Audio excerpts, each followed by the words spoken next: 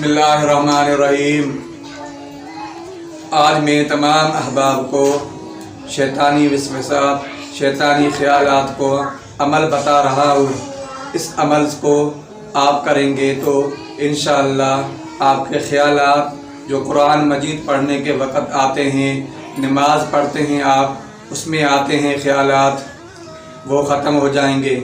या आप कोई अमल करते हैं, अमल के दौरान आपको ख़यालात आते हैं, विसवसा आता है, तो इस अमल को करने से इंशाअल्लाह वो विसवसा आपका ख़त्म हो जाएगा और आप सुकून से अमल कर सकेंगे, सुकून से नमाज पढ़ सकेंगे, सुकून से आप कोई भी इबादत कर सकेंगे।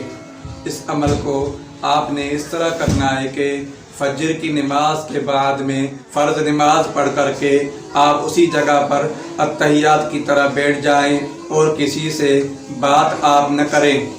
इस अमल को आप 10 मरतबा पढ़ेंगे।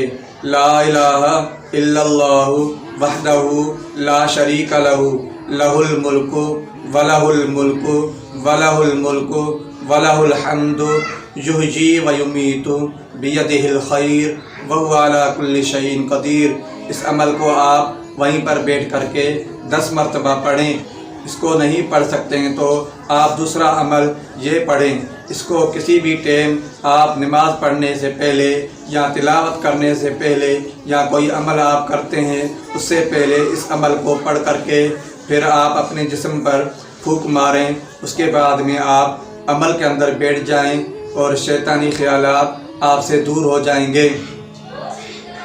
रब्बि आऊज़ु बिका मिन हमज़ातिश शयातीन व आऊज़ु बिका रब्बि अन यहज़ुरून। इसको 7 मरतबा आपने पढ़ना है अमल शुरू करने से पहले।